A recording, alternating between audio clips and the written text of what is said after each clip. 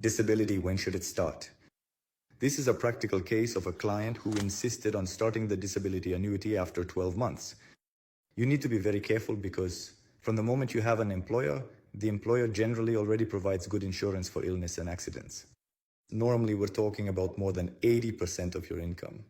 It's not wrong to want to insure that 20%, that 10% difference, but you need to be very careful to distinguish the coverage during the period of illness and accident from the coverage you need in the case of prolonged disability. Let me show you an example for this client who requested a quote with a waiting period of 12 months of, let's see now, I won't show the client's data, 30,000 francs, which is absolutely unnecessary because those 30,000 francs are much more than what could be a potential reduction of 20% of their income.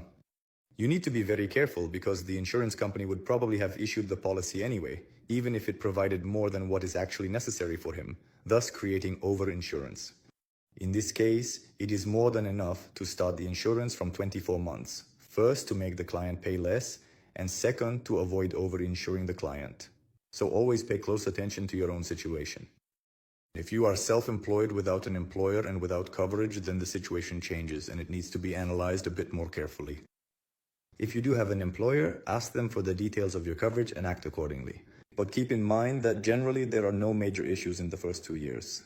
The main problem arises after 2 years, especially in the case of illness.